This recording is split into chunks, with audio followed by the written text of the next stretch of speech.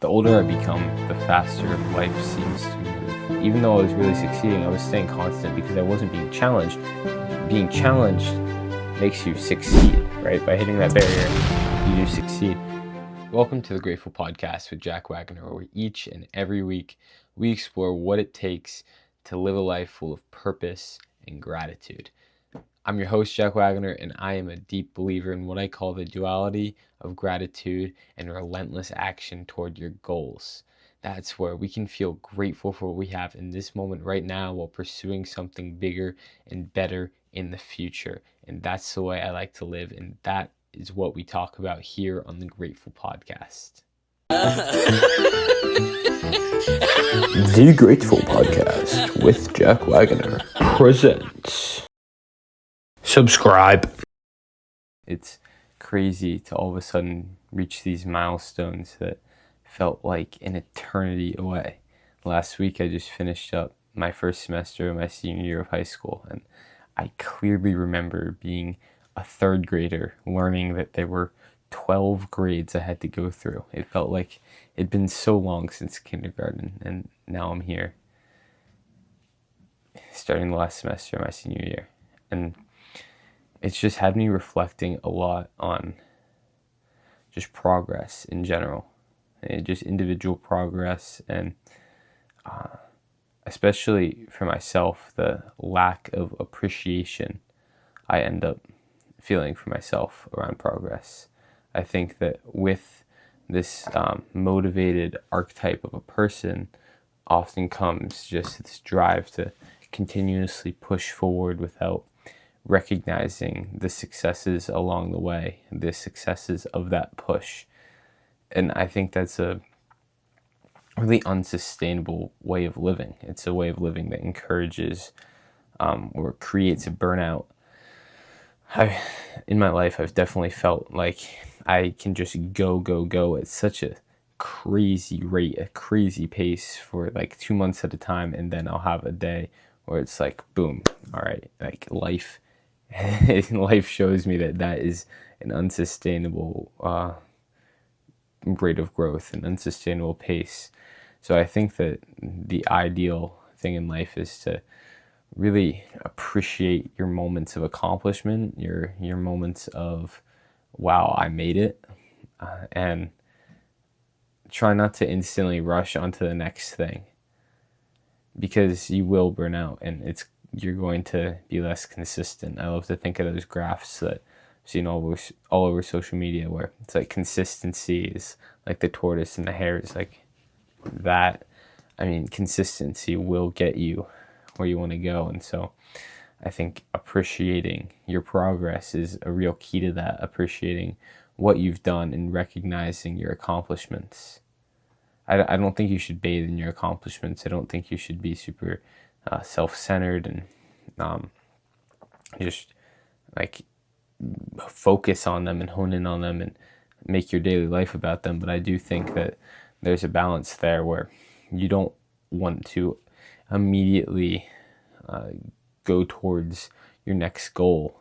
If you like, I did my midterms, I did my tests, I finished the first semester of my senior year. Don't start the course load that you haven't even gotten yet trying to get ahead of schedule. Like, bathe in what you've earned for yourself. And so I'm going to start these Monday podcasts, these solo podcasts. I'm going to start making them a lot about gratitude, because that's what I talk about here on the Grateful Podcast. And so this week I'm really feeling grateful for just accomplishment and progress as a whole. I think back to myself as that third grader in the classroom, and man, he would just be so proud to see me here today where I am. I want you, audience, listener, to think back to yourself at a different time and think about how proud they would be of the growth you've had, of how far you've come, of the work you've put in to get to where you need to be.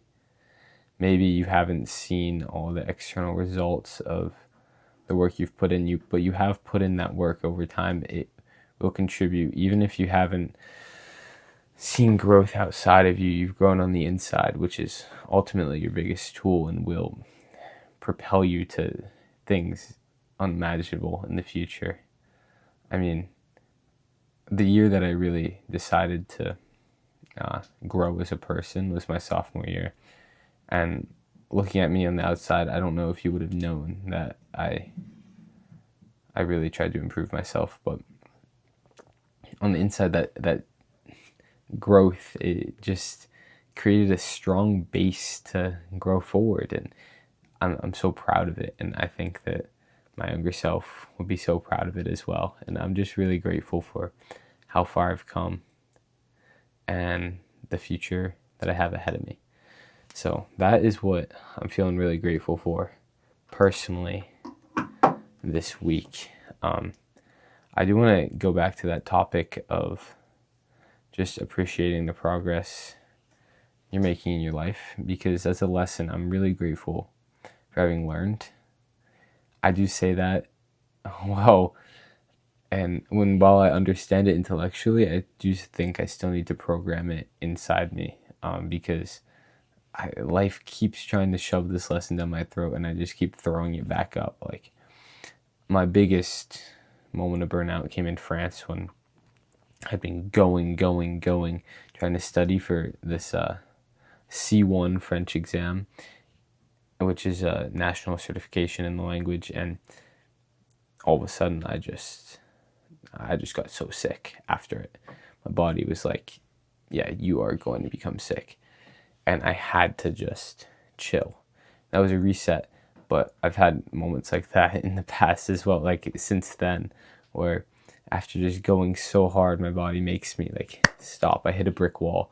And I think that's inevitable to happen. If you're going really hard and you're really working towards your goals, it's inevitable that at some point, if you're not allowing yourself to rest and recover and get better, and so that you have a higher potential, your body is going to make you have that. That's amazing. That's an amazing thing about the human body.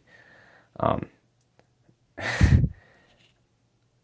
think that the way I've always dealt with things is if I do something awesome, I'll smile for a few seconds, but then after that, it's right back to where I want to go. It's right back to forward, progression, make progress towards something bigger, something better to celebrate. But if you're constantly going for something better to celebrate, I mean, it's not going to be worth it. You're not going to celebrate it. It's hard to realize. And when I think back to all my solo podcasts I've been doing, it's really been honing in on this idea of just meaningless self-improvement, improving yourself just for the sole pleasure of the process of improving yourself, not necessarily for the improvement itself. And I think that I'm saying that because it's just a message that I need to constantly reiterate to myself. I am constantly, as I imagine many of my listeners are, just trying to get better. I'm in this almost a tornado cycle of just get better, improve yourself. And it can be exhausting after a little while. It really can be. I mean, as I was talking about, like this, I just ended the first semester of my senior year. I want to let it marinate a little bit because that's the hardest I've ever worked for grades. Besides in France, when I didn't get the best grades. I mean, that is the hardest I've ever worked. I had phenomenal grades. I'm so proud of how I did this past semester. But I want to let that feeling marinate. Let that pride stay inside me so I can really hold on to it and encourage my body to want to work hard for it in the future. Because if you're not rewarding yourself for the hard work you put in, what's incentivizing that hard work to go in the future? If all it's rewarded with is more hard work, you're gonna fatigue of putting in that work because there's no reward. So find a way to reward yourself for the work you're putting in. I think it's a huge piece of advice that I give myself on a day-to-day basis. If I do something amazing, like find a way to reward myself. This week it was going skiing, spending time outside. What's the best way to fill your body with energy? I think getting in tune with how you can just rejuvenate your energy is huge. So I'm gonna go to another thing that's in tune with this. It's because what I was just explaining is positive reinforcement. So I mean, that might sound obvious to many of you, but psychologists have found that the best way to enforce a habit is through positive reinforcement. So if the habit you're trying to enforce is hard work, then you need to encourage your hard work with rewards and positive reinforcement. Stop punishing your failures and start rewarding your successes. That's a mistake I made for so long. The self-punishment, I think, is real in culture. I want to get up at 5 a.m. every day and run, and then not getting up at 5 a.m. and running, so getting up at 4 the next day. That's something I did, which is crazy thinking about it, because then it just made it harder for me to get up the day after that. And so then I'd go into the cycle of punishment and not feeling satisfied and feeling like the work I did the next day, it had to be harder because I need to make up for the work I missed the day before. But that would get me more fatigued to miss the next day. By negatively reinforcing things, you do set yourself up for failure, because you don't have real guardrails to hold you accountable. So just trying to find the ways that you can reward yourself for doing something hard without really what's what I'm looking for, caving to pleasure, in a sense, is the best way to stay consistent with goals like that. I mean, what I've done is I've tried to work in like meditation or walks, or just sitting in a quiet place, times to get clear and just have nothing going on around me. That's my reward for really hard work, and something I didn't want to do, because my body loves those moments of silence and nothingness. I have a schedule of constantly going and going and going. And so those moments of nothingness where I can just sit with myself are so just amazing for me. And by rewarding hard work with those moments of stillness, I'm more motivated to do the hard work, because I know what's on the other side of it is something I really enjoy. And our bodies do try to do that chemically. Our brains try to do that. You should check out TJ Power. He's a neuroscientist who just released The Dose Effect. Amazing book. But he talks about how pain and pleasure are on the opposite sides of each other. So, for example, if you do something pleasureful that releases pleasure chemicals in your brain, like scrolling on social media, right? On the other side of that is a reaction of pain. You're going to be maybe mad at yourself, try to beat yourself up for doing that. In the inverse is if you do something painful, like going for an early run or taking a really cold shower, on the other side of that, your body's going to release chemicals that make you feel good. And so that also helps reinforce that habit of like you should seek. It enforces the habit of hard work, I guess is what I'm trying to say.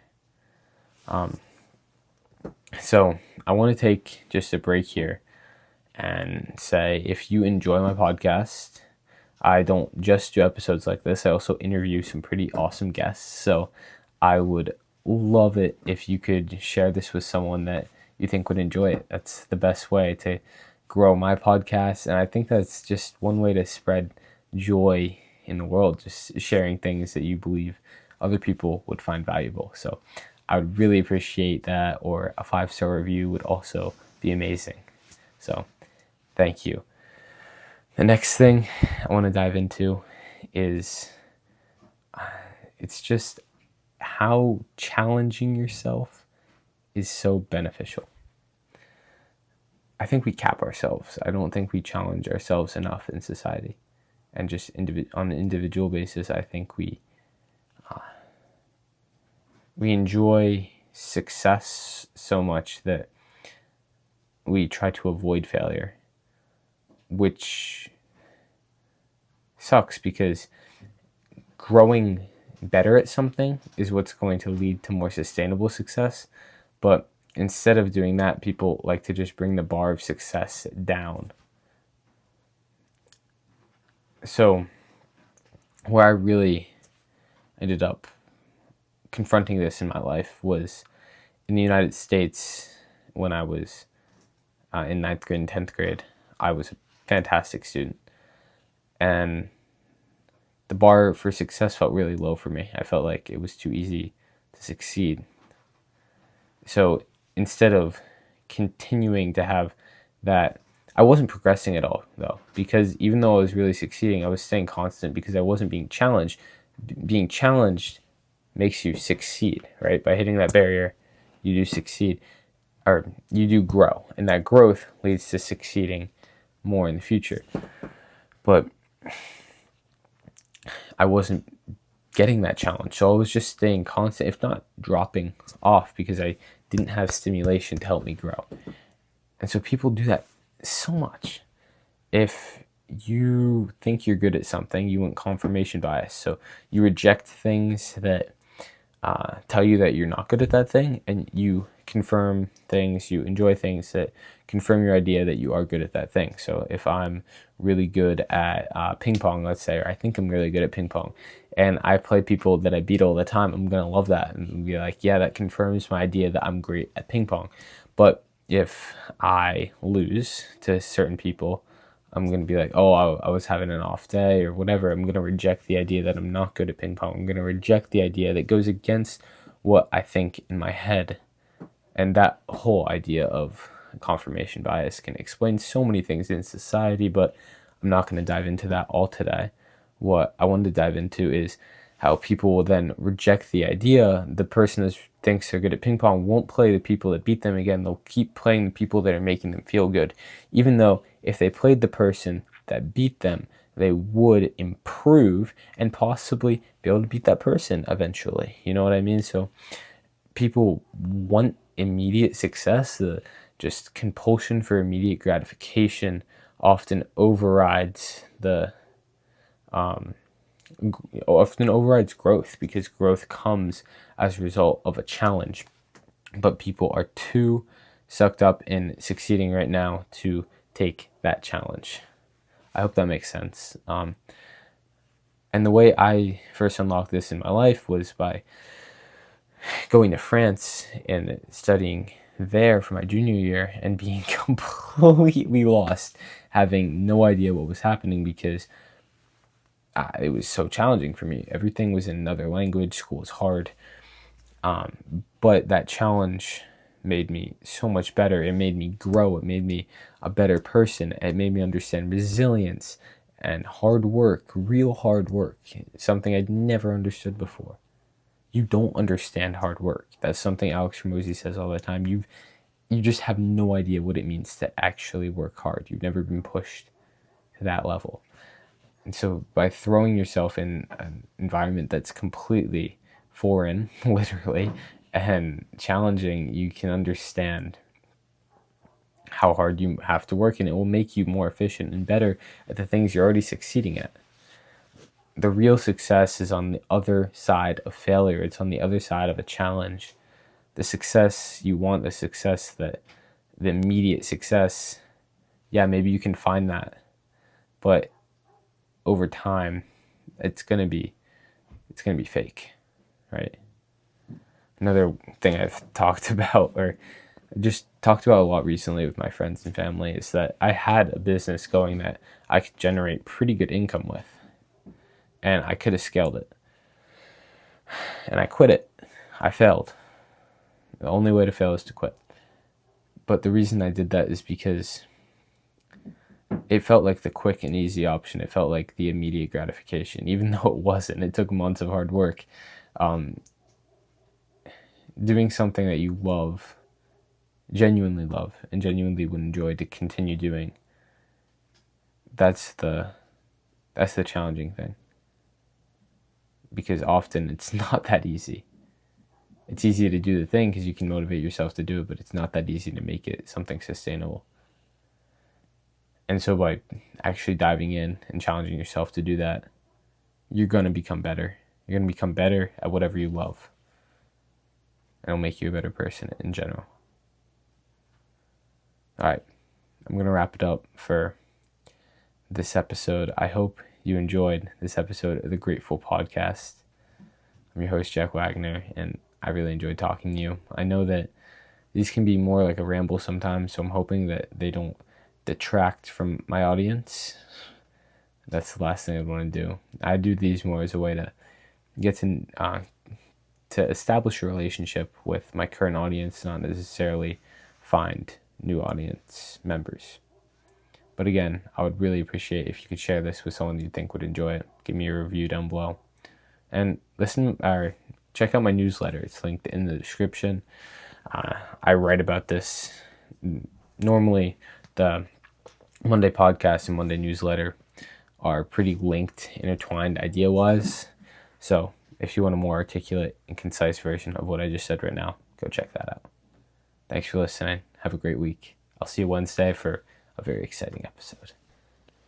Thank you for listening to the Grateful Podcast. If you enjoyed this episode, it would mean the world to me if you could either share this episode with friends and family who you think would enjoy it, or leave a review down below on what I can do to make this better for you and for other listeners. All that would just help me be able to spread my message of gratitude and living a purposeful life. I hope you have a great day. See you soon.